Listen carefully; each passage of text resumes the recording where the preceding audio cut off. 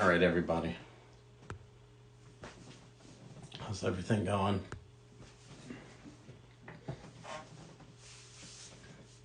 So I'm just waiting for the Taekwondoartist to show up. So he's a guy who does a lot of live stuff. He was doing live stuff before I ever started doing it. He kind of runs a gamut on different guests that he has, though. I wouldn't say it's strictly fight focused, but yeah, I'm doing good. How are you?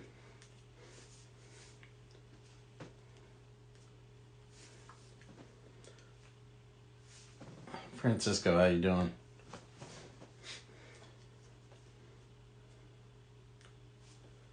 All's well.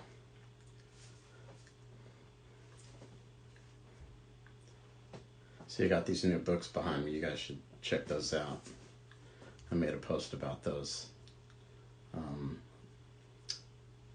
Keith Mills wrote those books. Are you Francisco?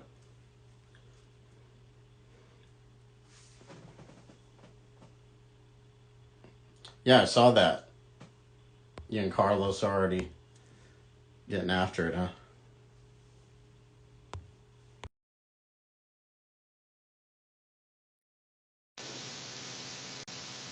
It's time to go to the next level already.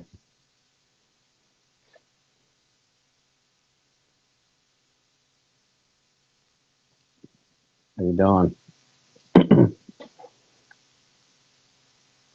Oh yeah, the bobbleheads.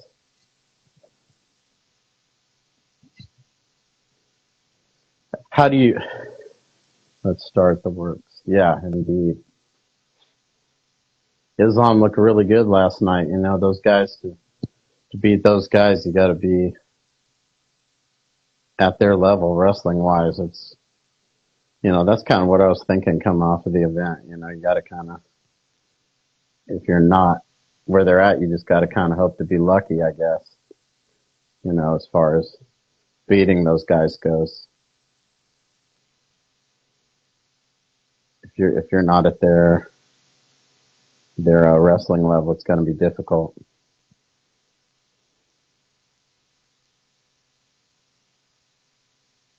Yeah. Maybe. I mean, I think Bobby Green would give a lot of top fighters trouble because it's a matchup game. You know, it's all about matchups. He's a good striker, so I think he could have success there. Hey, just request to join. All right.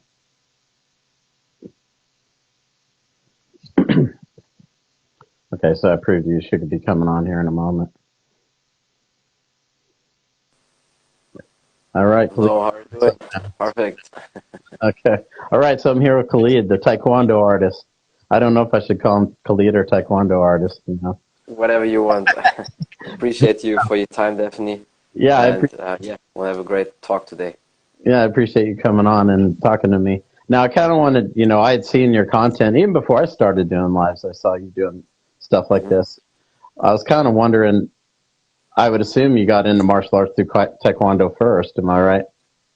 A lot of people think that because of my Instagram name and everything, but I started first with Muay Thai, and then 2 years after that, I added Taekwondo on top of that. So, and surprising, my Muay Thai coach, he is a heavyweight, and normally you don't think of big, strong heavyweights because he looks like kind of Francis Ngannou with almost the same size and everything. And then you probably don't think that they sent you over to Taekwondo. And then he said, maybe add some Taekwondo as well so you improve your flexibility in kicks because believe it or not, but back then, my first 2 years when I did Muay Thai, I was not really flexible. So for the people who think it's just, I'm naturally just bendy and flexible. And then with that Taekwondo, it definitely improved my footwork, my kicking technique, and of course flexibility. And I was so lucky, actually still to this day, because I'm still with all my coaches. My Taekwondo coach was in the first ever Olympic Games. So he was when Taekwondo was Olympic in '88 in Seoul, South Korea. He was competing there, was seventh place, and then he was his whole career 10 times in a row German champion and won European and world tournaments. So I always had, when it comes to that, really luck with the coaches. And then I did both. And then 9 years, 10 years ago, I added the grappling as well because you always need to have grappling as well, not just for competition, but also self-defense. Or if you're in the street on the ground, it's never good to be on the ground on the street. Obviously, you know that, but at least you need to know how to get up. And like John Hackman always used to say, you have to be a martial artist, not a partial artist. And if you lack one of the disciplines, or if you have all the skills but you don't do your strength and conditioning training, then you're just a partial artist, but not a martial artist. And yeah, I think that definitely is true. Do you know what year it was that you first found Muay Thai? I started in 2007. Yeah, 14, now going into 15 years, yeah. How old were you at that time?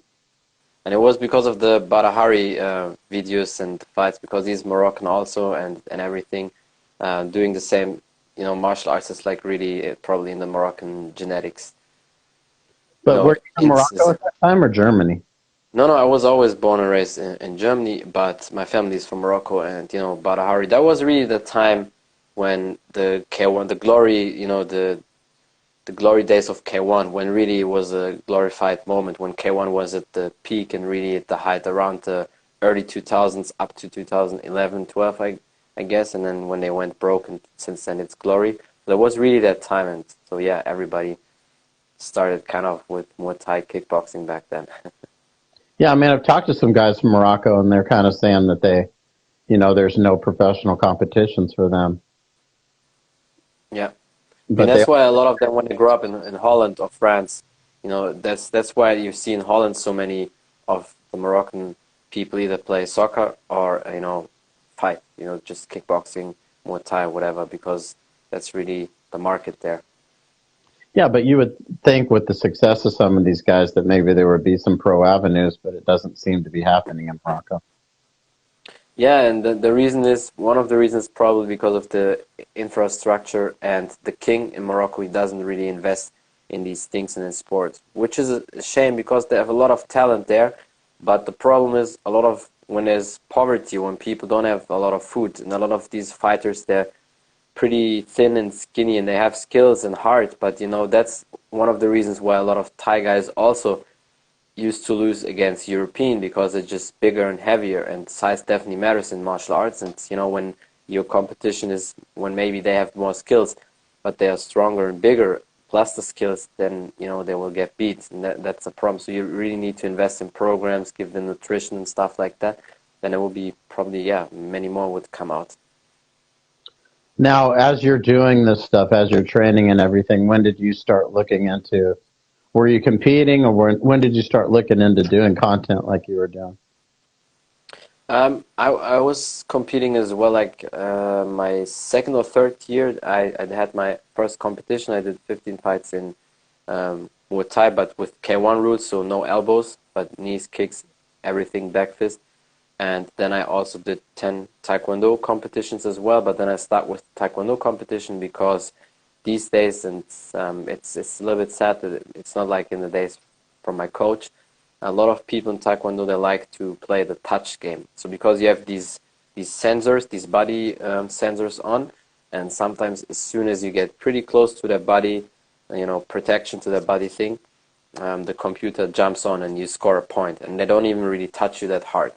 And I don't really like that, because then people think, oh, I can just play around and don't really hit hard, and it was not something for me, because I always wanted to go for the knockout, or at least do it really hard, not just play around, because people then used to touch you a little bit and they immediately score a point. And yeah, that's why I start with the Taekwondo competition. And with more time, maybe in the future I will definitely do some more competitions, but right now I guess with the situation, and gyms sometimes open, sometimes not, and events are there or not, so it's like always not really, yeah, sure, whenever is happening an event or not. So I focus a lot on my business, but I still always do martial arts and train and do my strength and conditioning training as well, and then the rest will just come with the time. Now, when did you kind of start finding MMA and stuff like that? Like in 2008, 2009, the first MMA fighter I really saw back then was GSP, and then for the first 2 years, 3 years, I would just only watch his fights and his videos and everything. And then, yeah, since then, since 2012, I started to watch more and more. And then I also saw the Bas Rutten old tapes because I knew him from the kickboxing days, and he's a good friend with Peter Arts. I actually met Peter Arts in 2017 at the FIBO. For people who don't know, Peter Arts, he is a K1 legend in kickboxing from Holland, and so yeah. And then I started really to look into everything with MMA, especially that people said, and also my coaches said, grappling is important as well. And then, of course, when you search grappling and armbar and stuff like that, then obviously all the UFC fights and videos come up. And then yeah, used to just watch all the UFC fights, all the MMA fights. Now, you said you watched Boss Rutten's videos. Were that his technique videos? Yeah, it's technique videos because it's old tapes. I think it's even VHS and like from end of 90s, early 2000s, and yeah, saw all that. And then I saw also he was really good with the submissions. And then I was tuning in more and more into MMA. So I was a little bit watching MMA before most people watched MMA because I guess the newer generations, a lot of them, they just watched MMA when Conor McGregor came. And some of them are just event fans anyway. Yeah, I think in the VHS days, like his choke and neck crank video and his leg lock video are pretty popular. True, true, yeah. Because he was really good with that. Now, what made you decide to like start doing content, like talking to people and whatnot? I was always watching, I think since 2016 or 17, always watching Joe Rogan's podcast, like probably most of us anyway. And then I said in 2019, well, I'm always watching his content and everything. And I don't like only to consume things. I always want to produce because I think when you're in the world, you have to, leave the world or give at least an impact in the world with some big footsteps, doing something, moving something. And I always had that idea. And in Germany, when it comes to stuff like podcasts or other new things, they're always like 5 to 10 years behind. And back then, like in 2019, people knew, of course, what a podcast was in Germany, but Germany doesn't have a face or a big name or company that stands for a podcast. Like in America, when you will say, yeah, podcast, what is the first name you think of? Most people will say probably Joe Rogan, because he's, I guess, the biggest podcaster in the world. And, so that's always the first thought what people have. And then I said, you know what? I will change that. And then I just started to, do the podcast. In October 2019, I dropped my first audio episode. I did it only on Spotify and iTunes. And since August 2020, I did then the live streams on top of that. And my second ever live guest was John Hackleman. And before that, I always knew who he was, but he didn't know me. But since the first podcast, we had a great connection. He was really, happy that we did the talk. And I thought first maybe, because you know how John Hackleman is when he's a guy like Chuck Liddell, could be intimidating for a lot of people. Or maybe you think, oh shit, if I say something stupid, he will embarrass me or say, oh, yeah, you don't know anything about martial arts, whatever. But then he said at the end of the podcast that I'm a really good podcaster, interviewer. And yeah, since then I think we did now 7 or 8 episodes already together since then. And we became closer and closer. And yeah, it's awesome. Now he says that I'm part of the Ohana family, his martial arts family. And yeah, it's definitely a big honor. And then people really like that because it's different when it's only audio. If you have a great voice, good for you, then people might listen a little bit more to that. But if it's with video, you can see the emotions and everything. And I think that's one of the reasons why Joe Rogan is so successful, because he was always on YouTube and people saw him. People saw what he did when he was laughing, when he did stuff with his guests. And I think that gives you a different connection with your audience as well. And then I thought, okay, let's do just both. And then I asked a friend, how can I convert maybe the video into audio? And then he told me just download the video and then it's on your phone and then you need the video converter. And that's it basically. And then with your podcast app, you can upload it on Spotify and iTunes. And since then, basically, my real podcast was born. Yeah, I think doing it this way is pretty convenient. I think having to go on Zoom and stuff is kind of, I mean, I can do it, but I kind of rather do it this way using the live function. And especially sometimes I have older guests as well, like they're over 60. I have my oldest guest, I had even Bert Watson on my podcast. I don't know if you probably know him. He He was a UFC promoter for many years since now at Bellator, and he's over 70. I cannot tell Bert Watson, okay, you have to download this audio app and then do this and that. You know, you might lose a lot of, and even younger guys and women as well. You might lose a lot of potential guests because some of these audio apps are pretty, complicated. With live stream, it's easy because everybody can do live stream, and as soon as they live with me, they don't have to do anything. I do the whole work, and that's very, like you said, very convenient. Yeah. Do you find that most people like to do it with Instagram, or is there something Yeah, else? I guess so. Because the thing is, I thought when I started my podcast, I don't have a like a own studio, and a lot of my guests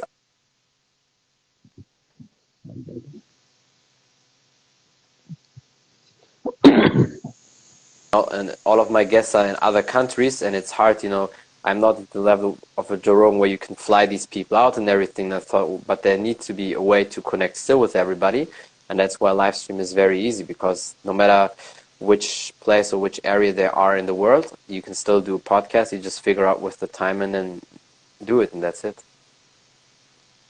Now, is there something else you use besides Instagram Live? You mean for the podcast? Yeah. Just the phone, and that's basically it. You can either do it with phone or with tablet, and that's basically it. So there's no other tools I use. I thought at the beginning maybe I'm having a big microphone, whatever, but I think at the very beginning, just content is king. If your content is good, people don't look at the surrounding, whether you have a green, yellow wall or noise in the background or whatever. It's just the content. Of course, the bigger and the better you get, your audience, they expect that you have maybe a more expensive camera, whatever. I also have a ring light. I bought that as well. I just have to set it up and stuff like that. But yeah, so as long as I can do that with the Instagram Live, I think it's okay. Unless I have one day own studio because it's very convenient and you just connect with everybody. Now, what has been some of your like feedback since you started doing it that you remember? Well, I definitely have to say it's better than I thought because I have now over 700 episodes, close to 800, 773 episodes, and you know because I did consistently since January 6, 2020, I did every day an episode. And so, first of all, that a lot of people say, well, that's it's awesome that I did so many episodes and that I have such a variety of guests because people might think, because I'm a martial artist and the podcast is named The Martial Arts Show 2.0, that I only talk about martial arts. But in fact, I talk about everything. I had doctors, actors, stunt people, book authors, like really everything, because I thought if I only do martial arts, I might limit myself. And if you look at Joe Rogan's podcast, we all know that he's also a martial artist and even UFC commentator, but he talks about everything as well. He has all sorts of guests. And I think that's more interesting for people because then there will be always a topic or a guest where people can connect with. And when you first started doing it, what was some of the things maybe that you liked or didn't like about what you were doing? Well, I'm a person, when I do something, I don't overthink, I just start. It was the same with the name, because at the beginning I was not sure which name should I give for my podcast, and I thought, you know what, just do the martial arts show, and then the 2.0 stands for it's something different. And then that's basically it, and then I just start. And of course, I knew maybe probably the quality, or if I do live, or if it's in my home, it's probably not the best, but then I just kept going and do it because people, trust me, I can say that for all the people out there listening or watching later. When you do something at the beginning, just start. The rest will really come. I know people always overthink so many times. Can I do that? Should I do that? Could have, would have. No, just do it, and that's it. And you will figure out everything in the process. It's very easy. Now, the martial arts scene in Germany, like, because you've done a lot of this stuff, are there people who know you there because of this, or? Yeah, of course, definitely. I have a couple MMA fighters. Some of them even fought in the KSW. You probably know that promotion where guys like Blahovic and all these fighters came from. But I have to say, I'm very picky with my guests. And in Germany, it seems like, especially a lot of these fighters, and that's one of the reasons what holds them back, why they're not in the UFC, why they're not so successful. They're pretty arrogant, or they think they're You know, like these typical bouncer club guys. They think they're cool because they have a couple tattoos and muscles, and they do MMA fights. But that's basically that breaks their neck because they have an attitude, and there's a reason why they're not in the UFC or in these big leagues. And that's why I try to avoid these people. When I find out somebody's cool, like Marc Ducis, he's one of my uh, great friends, and he's really like a brother. He's a good martial artist. He's a 205 MMA fighter. He made his debut in the KSW. And he's really good. Guys like that, if I see somebody, of course I would interview with them. But German people in general, they're pretty cold, and a lot of them, they're not really interesting. Or when you ask them, they say, I don't know if that's something for me, or if I'm good, or I'm too shy, whatever. And I don't have time to wait too long to discuss too. Then I just move on. And it seems like with you American guys, or in general the English-speaking people, they just, I don't know what it is, but you seem to be all like a little bit more relaxed. Or you just, when somebody asks, you just do it, or you either say immediately no, or when you say yes, then you commit to that. And Now, that's why, what I why like. German people are more? Why do you think that they're that way? I mean, you live there, so you would. And that's the culture. I mean, if you go on the street and smile just at somebody, they always assume maybe something is wrong. You want to do something or whatever. You want to sell them something. And it's like, and if I'm 100% sure if I go to America, if I see a dude or a lady, and if I say, "Hey, nice shirt," whatever, then they smile back and, "Oh, thank you," and then you immediately have a conversation, and then maybe, yeah, you have a business deal, or then suddenly, oh, they have a restaurant, and they invite you there, and then, or they have a gym, whatever. So it's way easy. That's why you guys in America, when it comes to business and everything, you're so successful, because you connect instantly with people.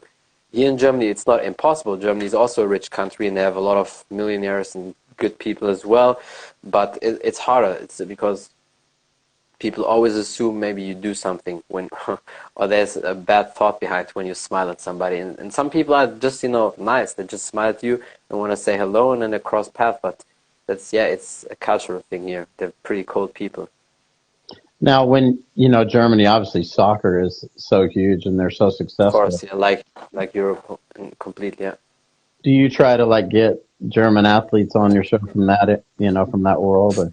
Well, with the soccer, I can tell you this. You can compare it like if you would have the biggest NFL or basketball players. So it's impossible to get them because the soccer players are, in worldwide, if you exclude America, because America is probably the only country where they don't pay that much attention to soccer, but in every country in the world, they know all these famous soccer players. They play here in Germany or in Europe. So they're multimillionaires and have tight schedule and everything. So unless you know a manager of them or you know them in person, it's extremely hard to get these soccer players. That would be, of course, a dream to have some of them there, but you can imagine a guy like a Cristiano Ronaldo and all these big, yeah, it's impossible to get them. It's the same like if you would approach to a Michael Jordan or to any like a Tom Brady and all these basketball or famous American football guys also. So yeah, it's impossible.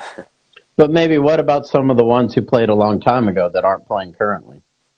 Yeah, but with them, they're still pretty famous as well, and also and they have tight schedule and also, yeah, millionaires. And some of them probably don't have Instagram or barely use it. But with the soccer players, it's the same like a guy like a Michael Jordan. He will be always famous even in 10 years when he's not playing basketball for a long time now. But it's still hard to get these people. So that's, of course, I thought about that, and maybe in the future that might happen. But yeah, it's really hard to get these. Now, who were some of the maybe more popular guests you thought you had on? From my podcast in general, Yeah, yeah, just in general. definitely I would say John Hackleman, because when you know his history and then he was Chuck Liddell's coach, it's just awesome. Then I had Robin Black on my podcast, probably all the martial arts work. They know him with his 1 minute breakdowns. Then I had an actress from Hollywood. She played actually with Chuck Liddell and Rampage Jackson. Yeah, in a movie called Acceleration. Who else? Yeah, then just I mean, definitely people who are known, but not like crazy famous people. But for me, it's always important to have good connection with the people. The rest will just come with time. I'm not a Star Trekking person or so. When it comes, it comes, and if not, then not. I think that's very important when you start. I mean, you probably know that as well, because a lot of people, when they start, they immediately want to get to the biggest star and everything, and you work your way up, step by step. You get these people. I'm very confident that I can get these people for sure. Now, what are some of the things you're looking for in the future with your content as you're doing it? Definitely improving the podcast, having more and more different guests, of course, and step by step a little bit bigger guests, and connecting with different companies maybe, and also building something up in America as soon as I can travel here, as soon as it's kind of a little bit normal. Then yeah, I definitely, because I have so many guests on my podcast who are in America, and they said I have to come. I had even Ray Thompson on my podcast as well, Wonder Boy's dad. He said whenever you're there, you have to come to our gym. John Hackman says the same, and so many different people as well. And yeah, it's just meeting all these connections and doing something with them will be definitely awesome for sure. Yeah. Now, you said you have a business in Germany. Yeah, it's a sales business. What's that? Sales? Yeah, sales business. Okay. So you were thinking about just coming to America just to kind of travel, but not necessarily move? Well, with the movement, it's I mean, I'm definitely considering that maybe because I just have so many opportunities here. But I guess there's a lot of paperwork involved, and I'm a person I would travel anyway. So yeah, maybe then I would be 2 or 3 months anyway in Europe. So all these things in the future for sure. But I think now it's maybe too risky because imagine if you're stuck and then the borders are closed and you can't move out. So that's I think that hold back a lot of people with traveling. Not that they're afraid to catch something, but they're more afraid of being closed in a country and they can't leave for months or weeks or so. I mean, for me, it wouldn't hurt me that bad because I can do most of the things from online, but still. Now, how tight is Germany right now still when it comes to pandemic and everything? Well, Germany is a country. There was a reason why things happened in the Second World War, and there was a reason why we had the Cold War when they split up in two countries. So, but it seems like because there was something, a lot of people mentioned it, March 20th, I think that day is named World Freedoms Day. So I guess in probably almost every country they want to lift up all of the restrictions and things. Because in Europe they already started in the UK and Austria, Switzerland, Denmark, all the Scandinavian countries. So I guess maybe, and I hope finally, because it's really annoying, they will, end of March, they will lift all that shit up, and then finally you can do everything as normal and as possible. Now, in Germany, how much competition is there for martial arts and stuff? 'Cause, like, I had the boxer on King Rosa, The one you you know. sent me at. Yeah, and I know he hasn't been able to get a ton of fights, but I was wondering, like, what do you know about as far as competition in those venues?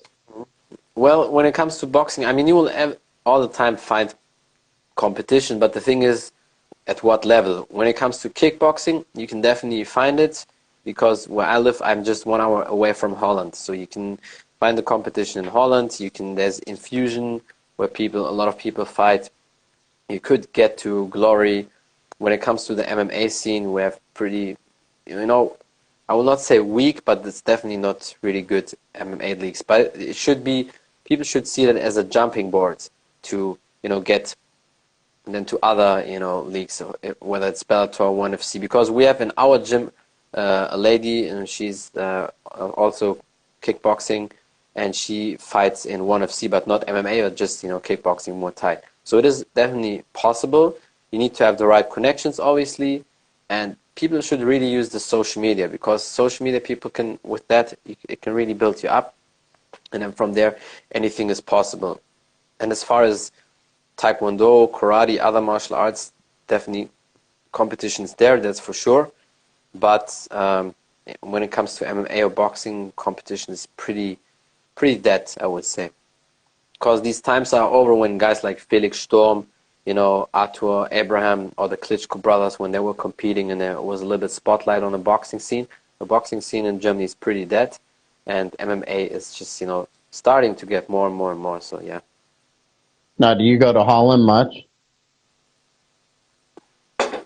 in general, or with for martial arts or with training? Back then, we used to train a lot of times in Holland, and also, train with the kickboxing, with the K1 or Glory guys, with the legends like with Peter Arts and all these people, because I live here in Cologne, that's 1 hour from Venlo, and Amsterdam is 3 hours from me, and yeah, so with Holland, they have definitely a lot of them have like corporations with gyms in Holland, so that's a good thing.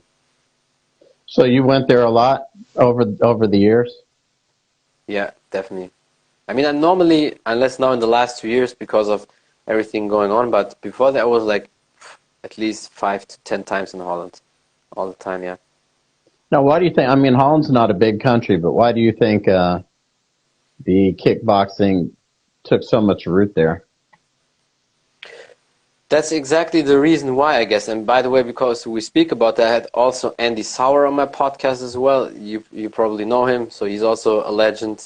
Yeah, he was just recently fighting in ONE FC as well. And that's actually really the answer, because Holland's such a small country, but the people in Holland are very smart. They're very good with soccer as well and with kickboxing, because I think they just compromise and compress everything like tight together.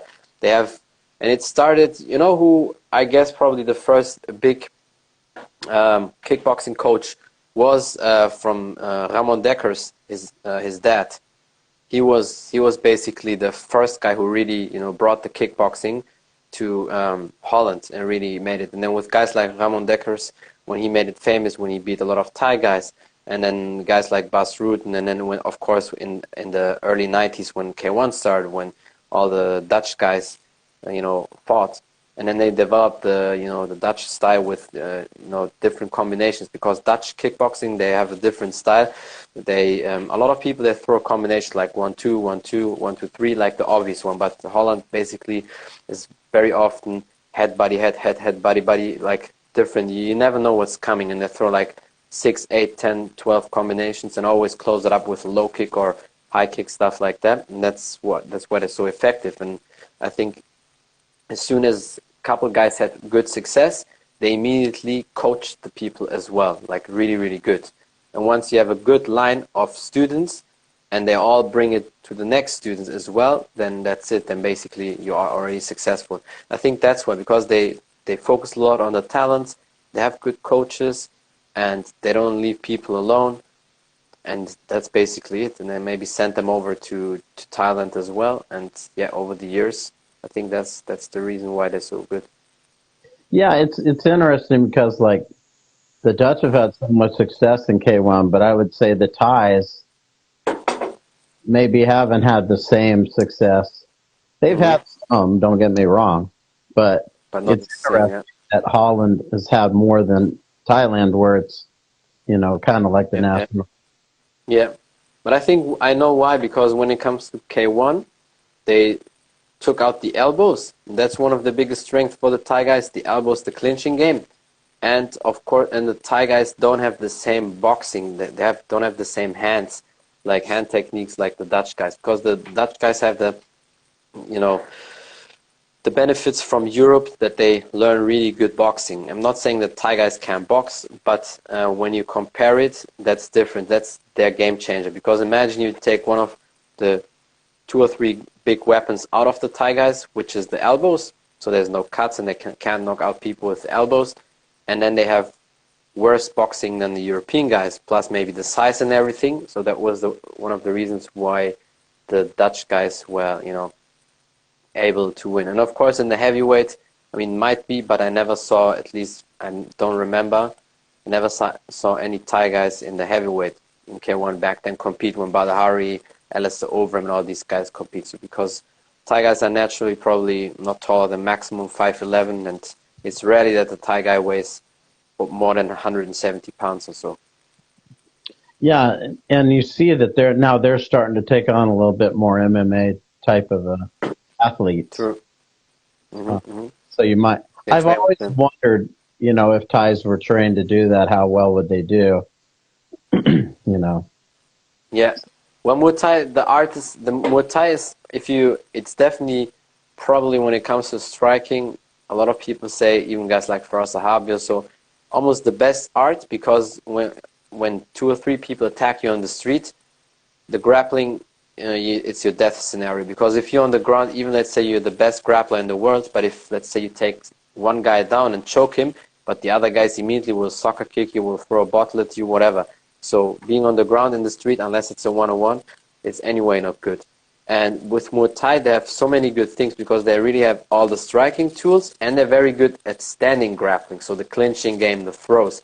So I guess when a good Thai guy learns grappling on the ground, I think they could be like extremely amazing, because in striking, they're already the best. And especially if they would go to MMA, because they have knees, elbows, everything allowed. And if they get used a little bit to the small gloves and learn really good grappling and wrestling, I think that would be, yeah, a recipe for disaster for a lot of MMA fighters. Yeah, and you've seen like Stamp has really developed in one. You know, I think Exactly. Yeah, that yeah, her that's grappling true. has gotten to be pretty good. You know. That's true. Yeah, you can see that. You know where you can see that with Valentina Shevchenko, because she has a Taekwondo and Muay Thai background, but she immediately learned also grappling as well, because she's from Kyrgyzstan, and like the part Russian countries, they have the grappling anyway involved. So that's why she's so successful and so superior, because of the world-class Muay Thai and striking she has, but then as well the grappling, or Joanna as well. Not at the same level like Valentina, but when she was the champ, and even in her recent fights as well, because she has just a high level striking and Muay Thai. And you can really see that most MMA fighters in the UFC, they don't have that high level striking of a high level Muay Thai or kickboxing legend, or like Adesanya as well. You see the difference. All right. Now, I wanted to ask you about this stuff with Russia and Ukraine. I know you're closer in proximity than we are. Mhm. But what's your kind of like um, pulse on it? What do you think about what's going on over there? Well, it's definitely, you can never trust the media 100% with whatever they show, because I mean, it's definitely not fake, it's real. And the Klitschko brothers, because we just spoke about them as well, they even said they're both in Ukraine, and they say if necessary they will fight as well. There's also a picture of Vitaly Klitschko where he is armed and in the army outfit and everything. So it is definitely real, and I have also a couple of friends from Ukraine, and even also martial artists that just texted her, and they just sent the videos and pictures. So it's definitely crazy. And Europe is so close, everything together. And the thing is, if they just make a move to Poland as well, and when people remember a little bit history, that's really how it started. When Poland is our neighbor country, so they could be pretty close to Germany then. So it's Europe need to be, they definitely need to be alert, because it's crazy what's happening now, and it's not easy. So as soon as they make a move to Poland, Germany's in danger as well, and all the other countries like Czech Republic and everything. So yeah, you definitely need to be on alert. But I mean, like your country, other country, are they nervous about this situation? Or are they just kind of I mean, I don't know what you can never trust politicians anyway, and what these head people do. They probably don't care anyway, even if they play nervous in TV, but they're the first ones. That's always the rich ones, they're the first ones, they fly out immediately and are safe. That's shown in history how it definitely always works. But of course, a lot of people here in Germany are concerned, but I guess they're not that crazy concerned, but they would be definitely extremely concerned when Russia would move to Poland, because then it's very close to us. Then it's just 1,000 kilometers. So then yeah, it's only 500 miles away from us. Then it will be definitely dangerous. so you're just kind of hearing the same things we are. You're seeing the same stuff Yeah, we yeah, are. it's exactly. There's nothing really different. I mean, some friends showed me pictures and videos, so it is definitely real. It's not fake. But yeah, basically so far we hear all the same things. I don't think there's a big difference. Yeah. Okay, so kind of as we're winding down the interview here, I wanted to kind of give you the chance to plug something, or if there's something you wanted to talk about with people that are watching this. Mhm. Well, I think we just said a lot of things. First of all, I definitely appreciate you for your time, and thank you so much for the great interview. Finally, we could make it happen. And yeah, if people have any questions, they can always, message me, or follow me here on Instagram. Or if you want to know more about the podcast, it's on all available audio platforms like Spotify, iTunes, Google Podcasts, wherever people listen. And yeah, if you have any topics, ideas, stuff I need to do, or you want to see me, you want to see from me in the future, just let me know, and yeah, I'll try to do it. Or any specific guests I need to have on my show, you can all just message me, and I try to make it happen. That's Martial Arts Show 2.0, yeah? Yeah, Oh, I have to ask you about Jean-Claude Van Damme because I know you mentioned that in your of course, profile. yeah. So let's talk about that a little bit before we stop here. So what Sure, made sure. you as big into Van Damme as you are? I think probably, and you probably can relate to that, like probably most people who just grew up as a kid watching his movies. That was one of the reasons. Is just cool, great movies, and it's just a big impact. I think whether people like him or not, but nobody can deny that guys like him, Chuck Norris, Dolph Lundgren, that they have a big impact on martial arts, probably even bigger than most of the UFC fighters from today, besides like Conor McGregor or Habib or so. But because if you just think about it, when the movies came out in the 80s, how many million people and kids started to train karate, kickboxing, whatever. And if that was the reason why people started, and then they got to be pro fighter or whatever, so I think then it's at least a good thing. And I think, yeah, and it's very impressive that because he's 61 and still in shape, he can still kick, he can still do the split. So yeah, I think it's impressive. And even Chuck Norris, I have to say, I saw a video from Chuck Norris, and Chuck Norris will be 82 in a couple days. He did a video, I will send it to you later. He did a video on his Instagram page where he was hitting the sandbag, and he was doing it pretty quick and still with a little bit power. So it looks like he's 20 years younger than he is. Yeah, I think Bloodsport is like I know the UFC always talks about Bruce Lee, but I think Bloodsport was more influential on I guess the true, style yeah. of fighting than Enter the Dragon was. But for True, whatever true. reason, they don't give it credit. Yeah, that's true. Yeah, but even because even the Diaz brothers, Nick and Nate Diaz, they're big fans of him and they really like him. They're friends with him. They trained with him a couple of times. So yeah, and it's definitely definitely true. Yeah, Chuck Norris doesn't sleep. He waits. Yeah, I mean, I think the concept of Bloodsport, even when you're talking about like Frank Dukes, Yeah, yeah. Frank Dukes, well, people don't like Frank Dukes or whatever, but the movie itself, the plot and all that, I think it It's had like more influence UFC. on UFC than True, Enter the true. Dragon ever had. 100%. Yeah, because if you think about the first UFC, the really first UFC was exactly like Bloodsport. They wanted to find out which style is the best, who is the best fighter. And it's really, I mean, I don't know if the guys the TV, I don't know, was it Spike TV also back then, that big TV company who wanted to test it, but I don't know if they maybe saw 5 years before the Bloodsport and then said maybe that's cool to do that. But if you compare it, it's exactly the same scenario. The only thing it's an octagon, but from the plot, it's really the same. The first UFC, seeing who's the best fighter, which style is the best. So, and I guess, yeah, definitely is a big impact for that. But I think it's strange that the UFC historically doesn't give Bloodsport credit. They give Bruce Lee Yeah, all the of course. Because I don't know, Bruce Lee's.